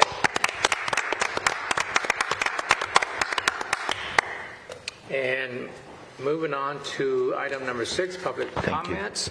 And is there anyone online for public comment? I don't see anyone online, Mayor. Okay, is anybody here present from the public that would like to come forward for public comment? And I don't see anyone coming forward, so we'll move on. We'll close the public comments portion and move on to consent agenda. I'd like to have a motion to approve or amend the consent agenda as proposed. Mayor, I move to approve the consent agenda as proposed. I'll second. Any objections? Seeing none, approved. And we'll move on to the city number 8, item number 8, which is the city manager and council comments and reports. So we'll start with Mr. Sugg, who's the city manager. Thank you, Mayor and Council. 2 quick items. This Friday, June 20th at 11 a.m., we're going to be holding a ribbon-cutting ceremony celebrating the city's ARPA-funded sewer extension project, which affects 7 neighborhoods in a very positive way. This celebration is going to take place at Paradise Pond. Congresswoman Strickland will be there, and others. It'll be a 30-minute ceremony. Again, starting at 11 a.m. at Paradise Pond this Friday, June 20th. And secondly, just a quick note, as in past years, our summer concert series here in Market Square will start on July 9th. That's a Wednesday. And it's called Movie in the Music. It's not Movie in the Park. It's a Music on the Square. We have a Movie in the Park is something else that we'll talk about later. That happens in August. Music on the Square from 6 to 8, and it's every Wednesday night, again from 6 to 8. The first concert's going to be on July 9th, then every Wednesday thereafter through the end of August.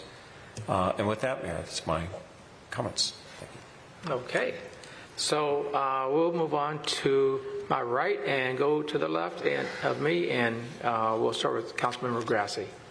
Thank you, Mr. Mayor. Well, I just want to start by saying thank you to our city staff and our community for showing up at Duck Days. It was a wonderful event. The weather was perfect. And I heard from so many community members and families how much they enjoyed it. So I know that was a labor of love for so many. Our partners at West Pierce and our public safety team, thank you for all of the hot dogs and the fun and the water balloons for the kids. And to our team, our staff, thank you. I think everyone played a role that day. And it was wonderful. It was safe. I am looking forward to our formal debrief at our retreat, but I just want to say thank you and to our community and to all of the businesses that participated. Wow, it was such a beautiful reflection of our community. So thank you for that. I also attended our farmers market that is active now in University Place at Cirque Park on Friday evenings. My kiddos and I loved that, being able to go and experience the market and then walk over and have my kiddos play on the inclusive playground, and seeing so many families take part in that the last 2 weeks was just encouraging. I think it showed the craving that our community has to come out. I mean, that first Friday night was jam-packed in a good way, and it's a wonderful reflection of our community. I'm excited to see it grow and get things, just streamlined and better with that. So it also puts the focus and the highlight of our Cirque Park is going to be quite the well-used gem of our city. So I know that our team's going to be working and looking at that, how we can make that the best possible experience for families as they're coming to experience that. I also want to say thank you to Community Connection Place. I had a great time at their annual senior barbecues as they kick off their summer season there, and Sheila and her team do a great job to apply a wonderful kickoff to summer experience for our seniors. So that was wonderful to be with them, and I always love seeing our friends down there as well. Had a great time at the U.S. Open anniversary. Can you believe it's been 10 years? Thank you, Mayor Figueroa, for your comments, and thank you to Councilmember McCluskey, who was there. I was mayor at the time of the U.S. Open, so it was a wonderful time to reflect and celebrate. I know Councilmember Boykin was there as well, and it's great to recognize our great community partnership with Pierce County. So summer is here in our city, and I am excited for it. I also want to say thank you to the citizens that reached out. I had the wonderful opportunity to be with some of our state legislators at City Hall in Seattle, actually, this week with National Safe Parents. And in the light of the recent tragedy of the Decker girls that have been lost in our state, was asked to join a contingency of parents and family members that are all wounded and grieving along with this family. And when one child is lost, even in University Place, we feel it. And so it was an honor to be there. I want to thank them for including us and thinking of our community and being represented as we talk about how we can keep families and children safe. It was a true honor to be a part of that. So thank you, Mayor. That's all I have. All right, Councilmember Fleming. Thank you, Mr. Mayor. How do you follow that, right? That was awesome. Thank you. You know, I couple of things just wanted to share with council. Number one, SHAPE has had a couple of meetings recently. I did hear the comments tonight that SHAPE could be involved. They seem to be in a direction that may not be quite aligned with, looking at how do you use existing housing. They're looking at new housing. I know they just funded a $955,000 project out in Frederickson that'll build 20 new units out in that area on some county property that they have procured. The other, that was our resolution 2025-01. In resolution 2025-02, we adopted the 26 operating budget. That was an increase of a little over $366,000 and a 2.59% increase in expenses at no increase to the members this year. So that was good. That's 2 years in a row we've had no increase to our membership dues there. Duck Days, super job. It really was a super job. I think the weather played a major part in it and getting everyone out. It just kind of set the attitude and the feeling of the participants that were out there. I loved seeing the kids along the side. I hope they got as much candy as they usually get. To the fire department, hot dogs were amazing as always, so great job there. It's such an amazing community gathering. It really is one of those central points for our community, and it really draws everyone together. I think that was super good. The farmers market, didn't get a lot of notice on it, but happened to be driving by and saw it and stopped in to check it out. It was awesome, really awesome to see again everyone out there and the different vendors that were part of that. I hope that's an ongoing thing. I'm looking at our city manager, but hopefully that's an ongoing program for our community through the summer. And then the last thing to share with everyone, Washington State has two medical boards that we operate, and last week I got a call from the governor's office that he had reached out and appointed me to one of those boards, so I get to serve on that now, so another thing. So there we go. That's it. Councilmember McCluskey. Congratulations, Councilmember Fleming, adding another thing to your list of things to do. I'm sure you'll be amazing on that. Oh, that's I too stopped by at the farmers market, not the first Friday, but the second one, and I just happened to peruse through there. It was buzzing with people. Could hardly find a parking slot to park, so that's good. And I found my favorite vendor, the Balloon Roof Bread Company. If you haven't had any of their breads before or cookies, you must stop by there. They make amazing bread. Yeah.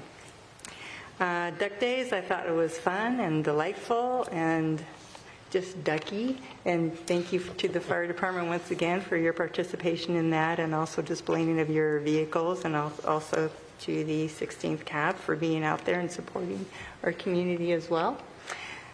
And I must say, I was a little bit concerned about riding in a golf cart, but I love it. I love it better than the Corvettes.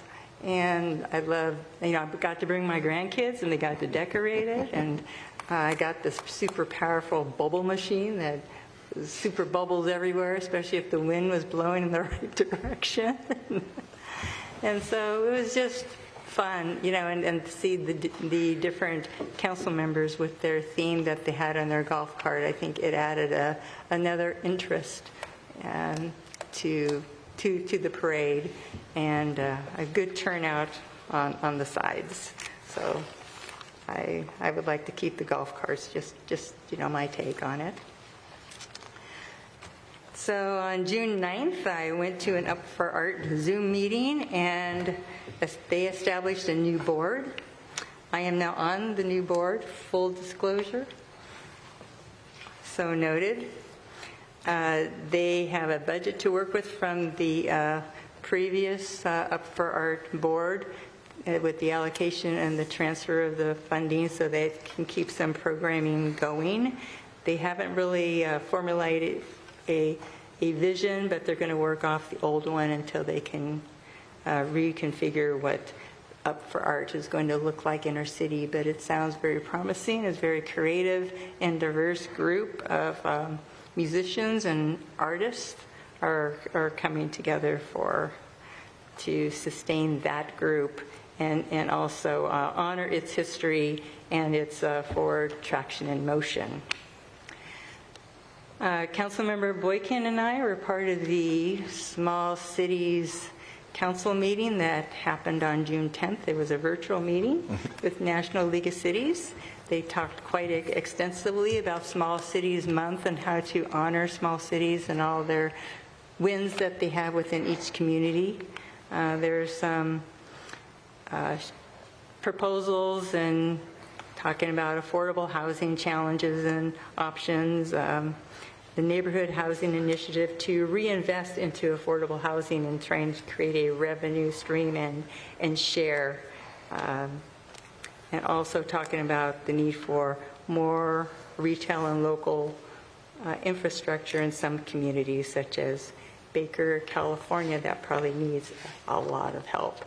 But if they can tag into the Las Vegas stream of traffic going through there, they might have a revenue stream if they can coax them off the beaten path. I met with UP Historical Society and got to tour their new museum. There's a lot of work still to be done, but if you haven't had the opportunity to check that museum out when it's open, you should. It's from when I saw it in the rough diamond shape to where it's at now. It's a museum that we could all be very proud of. June 11th, Zoo Trek Authority, my favorite, my very favorite committee, a board that I am on. We got to talk about the animals and some of these social media responses that they had to quickly arise to when the polar bear, it was Lycrisa the polar bear, if I know I'm not enunciating that properly, was doing an odd behavior, was nodding its head up and down, and the social media just, exploded. It was saying the bear is sick, the bear is throwing up, the bear is doing this, which it wasn't throwing up. It was bobbing its head, and that's actually a social sign that of communication. It's a natural bear behavior, apparently, especially when the bear is maturing. And this particular bear had some has some handicaps, so the bear will continually be staying at Point Defiance, but her sister is going to a zoo probably in the next few months, so that that hopefully when that bear comes back, it will have a baby polar bear. So to help augment the polar bears in the zoo exhibit that's been renovated. And so how they handled the negative comments was they used a QR code on the signage within the zoo, led by care and enrichments to the bear to educate the public. They also engaged in their social media blitz. They also contacted the initial gal that posted the social media posting and talked to her about the bear behavior, and she soon retracted it, and with social media comments indicating that the zoo was a premium zoo, and when the bear well cared for. So all is well that ended well, and it also created a new tool and also pathways into putting up some more educational signing, not only on their websites, but videos and YouTube postings as well. Not only for the polar bear health, but for the health and well-being and understanding of all the animals that they house. So that's, there's a lot more, but I just want to say one more thing. At the Northwest Trek, the Heller National Historic Centers, there's one little A-frame that they are now allowing people to rent. It's like an Airbnb, so you could be in the zoo at night, in the quiet of the zoo, across the lake, and just experience being next to the zoo animals, hearing all the zoo animals talk, and just, you know, the night creatures that emerge. And they have opened it up to initially 14 nights. They have expanded it to 25 nights. It's all sold out in exponential time. And so now they're thinking about next year opening up the 2 other cabins to overnight stays. And if they are successful, they're going to go to the Plan C, where they're going to build more cabins along that the lake side that is away from the zoo, so they can create more experiences for people. And they assured me that they were going to make sure that at night that trek was quiet and that everyone could experience the quiet ambiance. Okay, I'm sorry, I have to break in. Point of order. We're at 8:15. I would like to move to extend our meeting to 8:30. I'll second that. Okay. All righty.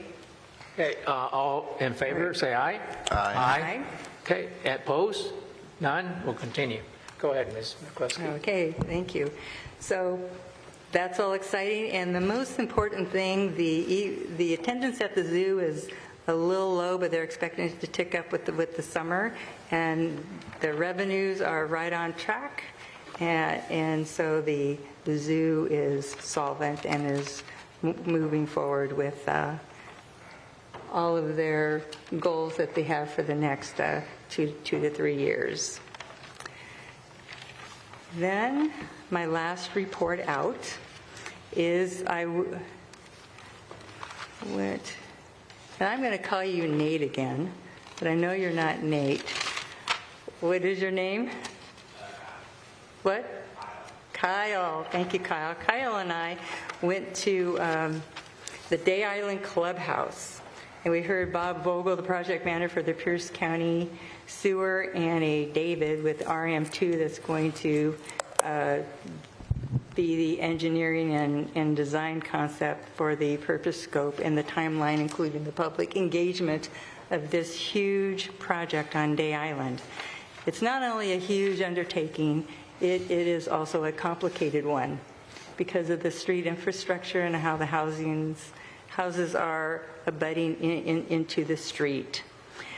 Right now, the pump station that is on the south bit of the Day Island is at the end of its useful life, whether it's being submerged in the salt water on those king tides or not.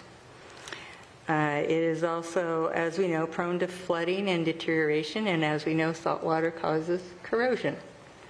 So they're thinking of elevating it up or placing it in a different location, elevating it up probably about 18 to 19 feet, something like that, above the floodplain, with the assumption that the highest king tide came in at a little over 15 feet, right?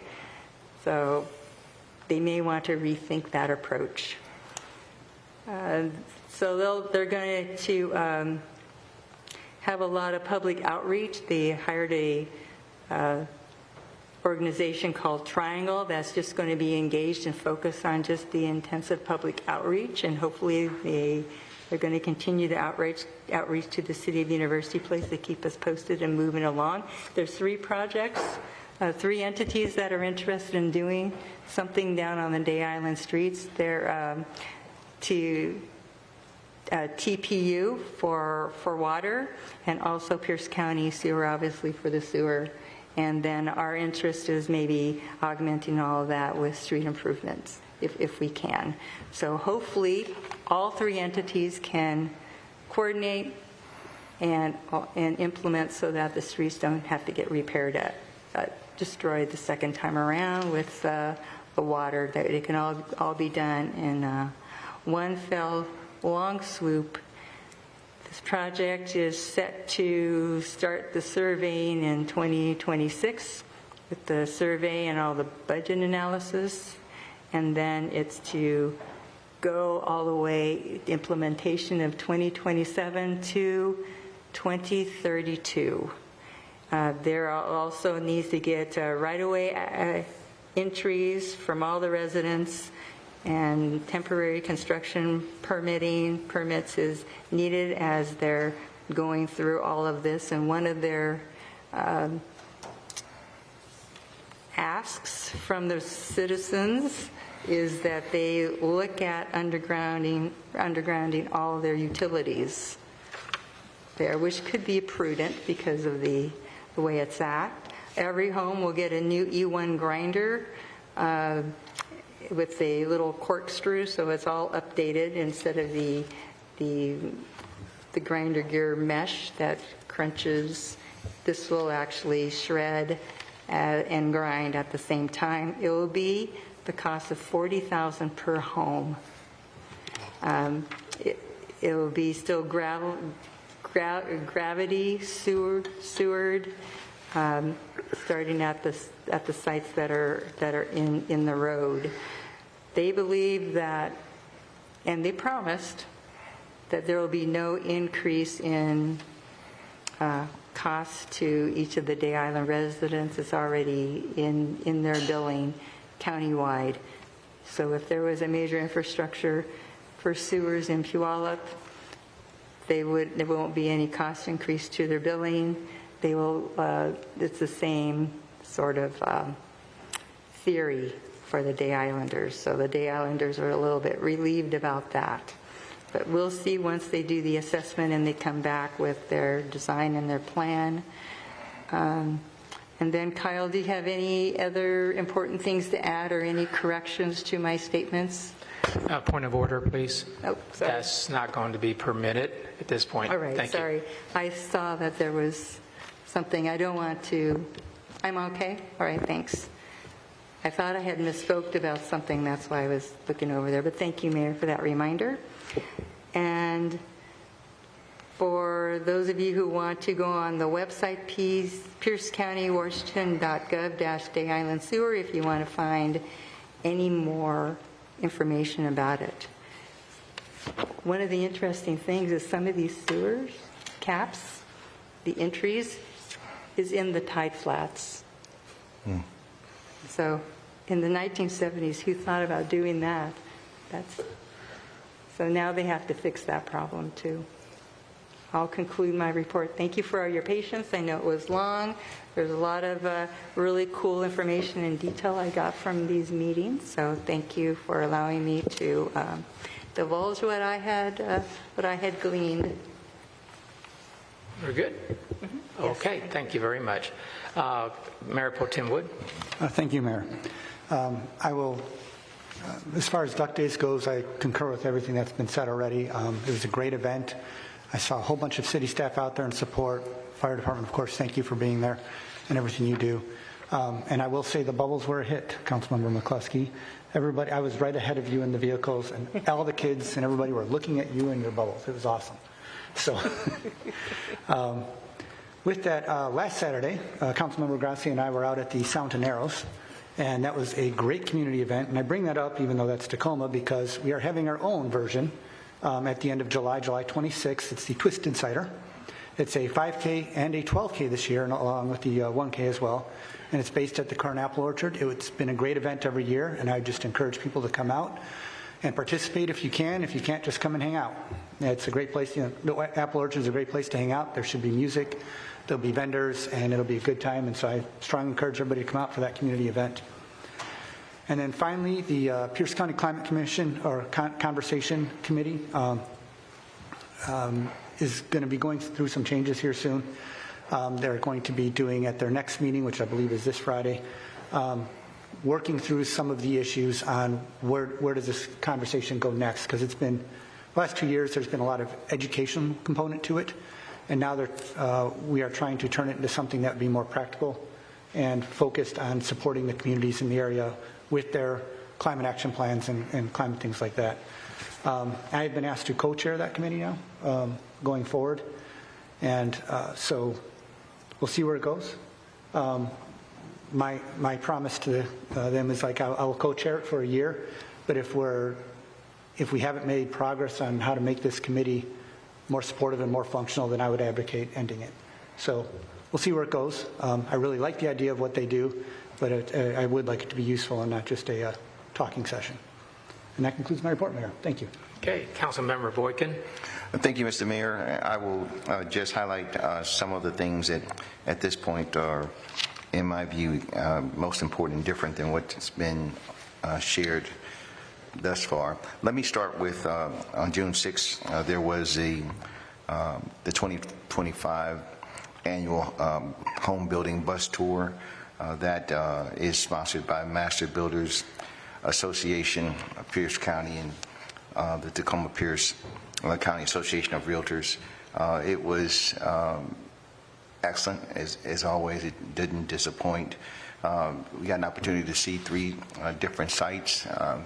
And in the framework, the expectation is to just provide you basically an overview of where that property is, an opportunity for there to be really partnerships that can be identified in the process. There's also the expectation of looking at also what could we do differently as a consortium, if you will, folks that are just invested in moving different opportunities, housing developments forward.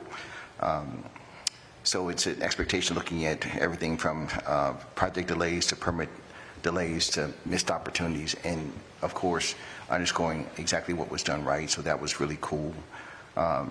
Those 3 site visits were at 3 Cedars, Shaw Heights, as well as the Uplands, and so it's just food for thought about there's always efforts to lean into a partnership and find out what we can do to just create more effective housing in City of University Place in Pierce County as well as throughout the state. And of course, this June 7th, I thought Duck Days was phenomenal. I got a very different opportunity in Duck Days this year. My wife joined me in the ride, and good, bad, or indifferent. As much as I love the Corvettes, I was so excited about the golf carts because it gave us an opportunity to decorate together, to ride together, to enjoy the promotion of our city and the Duck Days Parade and community-centered event together. And as far as I'm concerned, that's what it's always about in the City of University Place, how we create excellent experiences and elevate that opportunity for our own enhancement for our residents in our cities. Residents, and I should say our citizens. But what is really cool about that is everywhere we went in every aspect of the engagement, it just kept getting better and better and better. I don't know what's going on, but the hot dogs tasted better this year than they did last year. I also got a chance to enjoy, in my view, what seemed to be more people at this event than there had been in last year or previous years. It just seems to get better and better and better. So I just wanted to underscore that because I just think if there's anything that City of University Place just seems to get right, it's our community-centered events and Duck Days. Thank you, staff. Thank you, everyone that leaned into that effort. It just did not disappoint. Also wanted to highlight the, and my colleague spoke on this, the Small Cities Council. It's really part of the NLC, or the National League of Cities.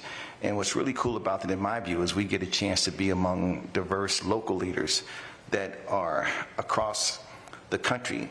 But what makes it palatable for us is we're looking at solutions, opportunities where the cities are just about our size, or the different metrics that give us a chance to look at different ways to be innovative and to create different solutions.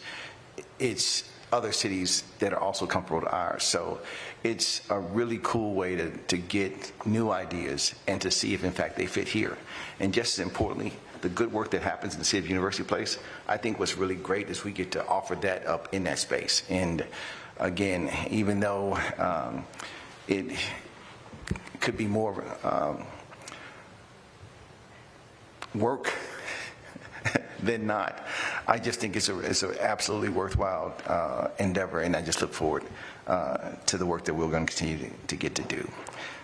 Also got a chance to participate, really enjoy the 10th anniversary of the U.S. Open 2015 celebration, obviously hosted here in our wonderful city, the 115th U.S. Open in that regard. And so what was really cool about that is the centering of the actual celebration was on the volunteers.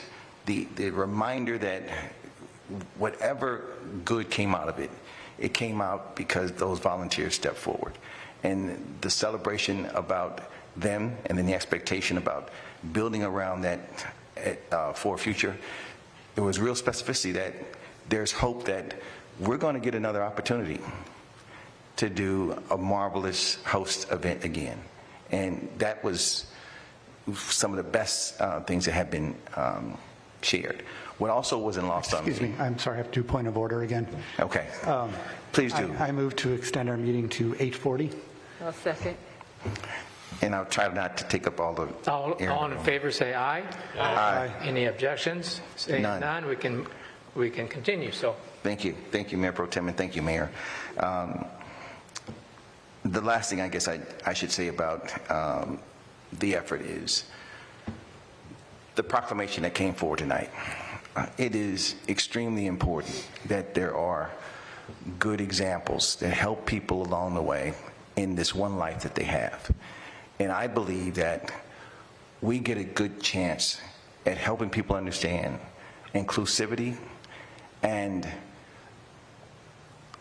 encouragement that everybody fits in the best vision that we can offer in the City of University Place. It was not lost on me that a year ago, when we were in a position to celebrate the Juneteenth acknowledgement, our entire council was at AWC, Association of Washington Cities, and they were celebrating it huge. And as they were, part of their ceremony was also the expectation of flag bearing different showcases of the flags of the cities. I got that honor. It was my very first opportunity to be in that capacity. And what was really reverberating for me is how proud I was that it was a celebration of Juneteenth, and I was also the flag bearer for the City of University Place. So it is extremely important to me to see that this is a great step in the right direction for our first opportunity of acknowledging as a city. And I just wanted to thank the council and thank Council Member Grassi in particular for reading it. It is just important that we just model good opportunities for people to see themselves in the future and the vision that we offer here in the City of University Place. Mayor, that concludes my report. okay, great. Thank you. I think I can make it in what's left here, and some of it is a repeat, but a different twist. But I'm going to say something kind of silly right now, and mainly because I can only do it while everybody is sitting in these chairs. Am I the only one that slides on this chair? And if I didn't straighten myself out and use all that energy all night long, I would be in the bottom of this counter? Am I the only one? No. No? Okay. So I'm telling you, if there was a lot of energy that is expended up here just trying to stay on this chair. Otherwise, I think we'll all be underneath this counter. So I don't know if somebody came and put oil here and we're just sliding down, but we need to probably correct it. It's distractive. Thank you. I told you it was going to be silly, but it's the only time I can do this. The other thing is, Chamber of Commerce partnership event, and it is a partnership. And I'm glad for Becky and your staff that look at trying to do that with the Chamber, because it's really important that we connect and we don't do things just by ourselves, especially when we're celebrating businesses or we're trying to connect businesses together in University Place to connect with the identity that does that as full time in this Chamber of Commerce. We had their CEO there, and so. But what came out of there, a couple of things. One is we got a briefing from Ryan Mello that of some new uses, some new development that's coming around at Chambers Bay. And I think that his staff can search that out, but he didn't want to go into a lot of details. But like a 3-par course, for example, and other things like that. So there's going to be some new things coming to Chambers Bay. Certainly as they put that together and all that, it's going to be great news for University Place. That's number one that I think really, to me, came out. The other thing is that some of the folks there were at the duck parade, and they noticed we were on carts. They said, Mayor, did you guys purposely did this because we were going to do the 10th year anniversary? I said, no, we just decided to, change it up. And they said, well, that was a really great job. It looked really good. And what the keynote I got out of that is that you guys look a lot more normal than on those Corvettes. So, we were more personalized other than that, the Corvettes. Now, not putting down Corvettes, they look beautiful, but it does, I can see where that looks different, and especially some of the council members that took time to really, make it nice and personable. So that came out of that. And I would say that for sure we had a lot of conversations about last year, and certainly I want to thank you for taking note, you and your staff for taking note, and the change-ups that were made were terrific. Thank you very much. And again, this is said over and over, but the fire district, geez Louise, I don't know how many people they think that we're a part of it, but we know we are kind of, but you guys do so much to entertain the community and making this special. And please send that to your team and your board, because it would be different, and we all know that. It would just be really a different event if you guys didn't do that. Thank you very much. The other thing is, the RCC report that I talked about, please keep, I'll be reporting on that, but it is a serious situation where there's a reduction in revenue, there's going to be a reduction in staff, reduction in services. What I said at the last meeting is we got to break this model that we're at and do a different model, and they all said yes. So that conversation is going to be had. The other thing is, that was one more thing, and excuse me, and I'm going to make it, but maybe not. There was one more thing, and I didn't write it down. So I'll end it there. I do say that I really enjoy that we can split the duties in this city between everybody here, because you can see there's so much going on. And for us, that we can't make everything. It's nice to see a council member participating somehow or another for those that can. So it makes it, I think that's what it was. It was the comments during the Duck Days. There was a lot of comments that people would say, hey, Mayor, really like that, the video that for all the council members that your staff did. Quite a few comments on that. They said that was really nice. That was really cool. You guys came out really nice. They talked about the how it opened up on the other side as far as the parade and how it turned. They noticed. So things like that. It was a good chance to get feedback, and it's just a few things that I heard. And And just a couple other things like, there was a couple comments, not a lot, but still a pulse of the community, is 67th. All that construction starting from near Fred Meyer's and then ending up over there by 27th. They said that it was handled and they liked it. They really love what's happening, the sidewalks and all that. But they notice and they comment. So certainly that's all a plus. I'm sure that represents a lot of folks that live in our community about what's going on. So I look forward to this year. So thank you, everybody. With that, I am done, and we're at the. I would say before we adjourn, we have about 1 minute. Mr. Sugg, any comments? From what you heard? We only have 1 minute.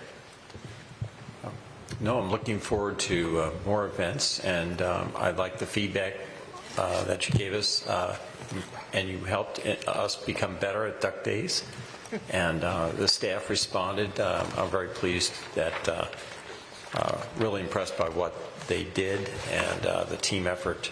They really enjoyed it as well. So thank you. Thank you, Council. The meeting is adjourned.